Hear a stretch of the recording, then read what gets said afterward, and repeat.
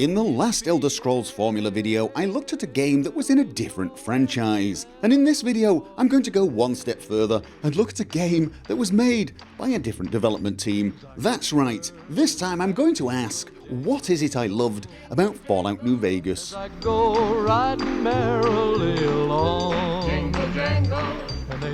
Now, to many people, it might seem a little strange to discuss a game that wasn't even made by Bethesda Gaming Studios when trying to isolate what the Elder Scrolls formula is, what it is about the Elder Scrolls series that we love. But I think most of us realize Fallout New Vegas has a place in this discussion. It is a game that obviously uses the same engine as Fallout 3, which of course is the same or a very similar engine to that used in Oblivion, and it also shares many characteristics that we associate with the Elder Scrolls, things like replayability, the freedom to make your own story, and a number of other things. But the main reason that I chose to talk about this game in this series is that I believe there is one thing that Fallout New Vegas had that really did affect the next Elder Scrolls game. Of course, I'm talking about Skyrim. Something very, very important. However, I'm getting a little ahead of myself because I'm going to leave that to the end. For now, what I want to do is actually just talk about the sort of things I loved in Fallout New Vegas. Now, I'm going to talk about these in no particular order, but the first thing that I thought of when contemplating this video was factions. I loved the different factions in Fallout New Vegas. There were a hell of a lot of them. There were little factions in each major area. I mean, you had the Goodsprings, the people of Goodsprings, you had the Powder Gangers, of course you had the main factions, the NCR, you had the House faction, and of course the Legion. But you had lots of other factions, the Kings, the West Freeside faction, and so on. There were just loads of them all over the place. And you could get a different reputation with each faction. You could essentially take sides. And I loved that. I loved the fact that it felt that the world was a little more complicated. It wasn't black and white. You weren't just, a good person or a bad person.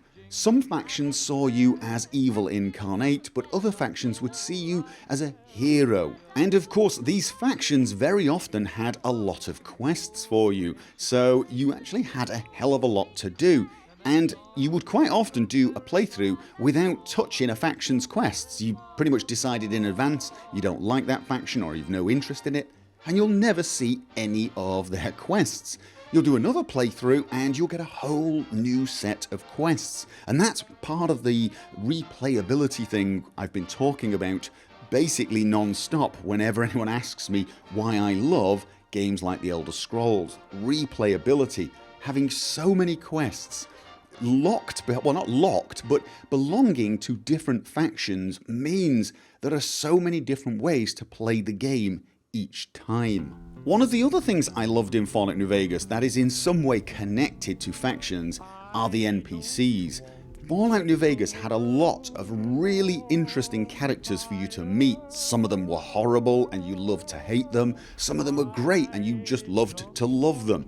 But it had character. The whole game had character, but that was in no small part due to the fact that there were so many great characters in the game. And I'm not just talking about the followers, although again, the followers, that was something I really did love in Fallout New Vegas.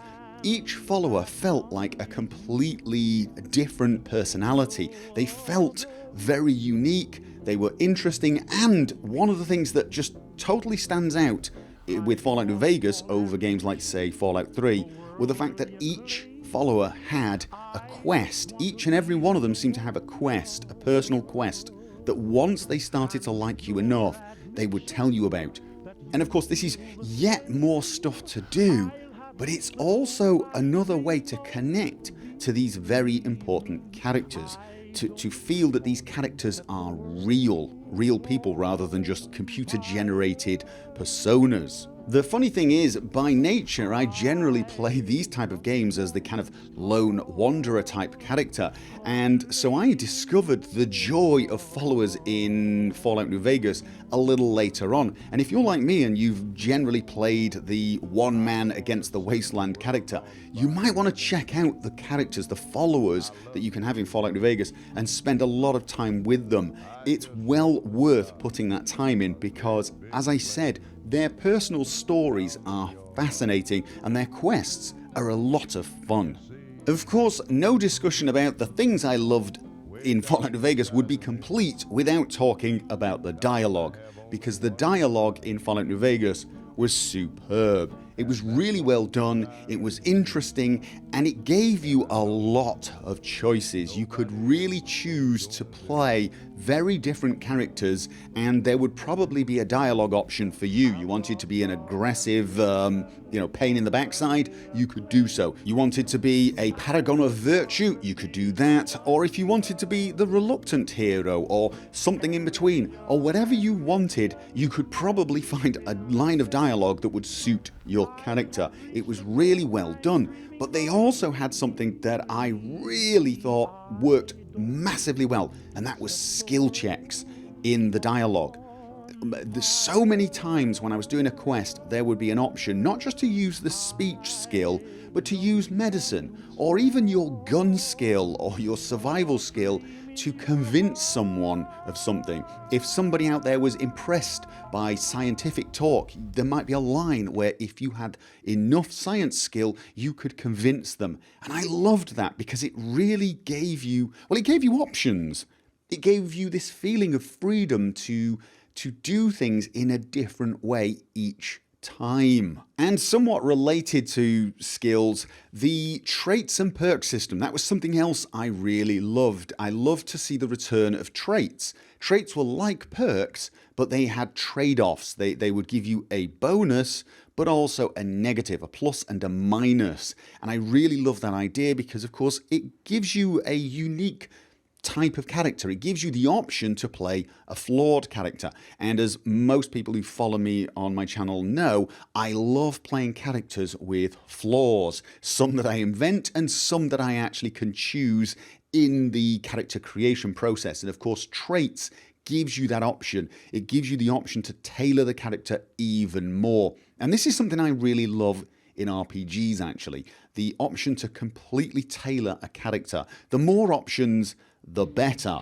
Another thing I loved in Fallout New Vegas was the Old World Blues DLC. I happen to think that might be one of the best DLCs ever made for any game ever. I thought that was absolutely brilliant. It was hilarious. The first 2 hours of that DLC are mostly conversation, and it's some of the best written and hilarious conversations I've ever had in a game. That DLC was worth playing just for the first 2 hours of conversations, in my opinion. And finally, before I move on to the thing I think New Vegas had that affected the Elder Scrolls formula a lot, I want to talk about the fact that I loved that they had listened to mod makers when they made Fallout New Vegas. And what I mean by that is there were a lot of things added that you could see they'd taken from popular mods in Fallout 3. So for example, weapon mods, I'm talking silencers, laser sights, those sort of things, they were available in Fallout 3 via a mod.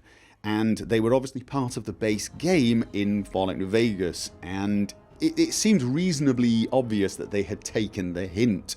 Things like iron sights made an appearance. And of course, hardcore mode. This was something that was in a few mods, but one of the most popular mods was Fallout Wanderers Edition. And of course, what they called primary needs, the needs to eat, to sleep and drink, were a big part. And hardcore mode kind of mimicked that. It added things like ammo weight as well. And of course, killable followers. That definitely made the game a little more tense. So I loved the fact that they seemed to be paying attention to the modding community and bringing certain aspects they thought worked into their base game. And that brings me neatly on to the main event, the one thing I think really stands out in Fallout New Vegas as having affected the Elder Scrolls formula. The things that appeared in Skyrim, for example, that I loved. And it's not actually something that was delivered by the developers, because it was delivered by the modding community. Of course, I'm talking about mods themselves. One of the great things about Fallout New Vegas was the fact that it was so similar to Fallout 3 that they got the creation kit out pretty much immediately, and we started seeing things like mod management tools. We saw the script extender very, very early, and a lot of mod makers just took their mods from Fallout 3, made some small changes, converted them for New Vegas, and released them. This meant that the day one mods were actually pretty advanced. Within a few weeks, we had a lot of serious mods. Now, a lot of people just play through the game vanilla the first time through, but usually after a few weeks, you finished that. And in Fallout New Vegas, you'd finish your first playthrough, and immediately you could start your second playthrough with some fairly mature mods.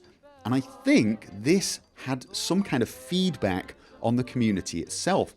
Because people immediately could jump in with some great mods, the mod makers saw this kind of swell of enthusiasm come their way. And this motivated the mod makers to push even harder. I know it motivated me. And then they would push their mods and make them better. I could see immediately with Fallout New Vegas how mod makers were beginning to, well, make their mods more user-friendly, make them more compatible with other mods, make them use less ESPs and use more settings instead. Things were really, well, building up momentum, but also building up, I don't know what the word is, standards, I guess. The difference in quality of the mods just seemed to ratchet up. And of course, this meant more people would use the mods. People got more excited about the mods, and the feedback loop builds up speed. You saw the beginnings of some fairly large modding teams, but you also saw a lot of little modding teams pop up. Just one or two people working together to create a mod that required different skill sets.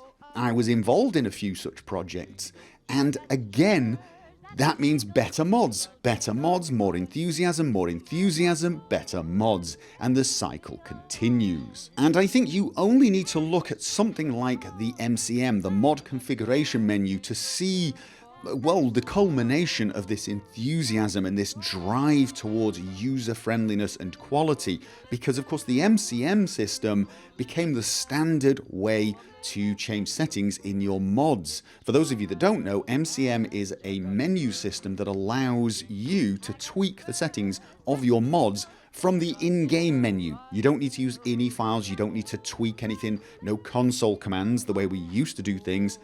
Just a very professional looking menu system that actually made mods feel almost like official DLC. It raised the bar for quality, and it raised expectations and again enthusiasm. And you can still see this enthusiasm in the Fallout New Vegas community, in the modding community.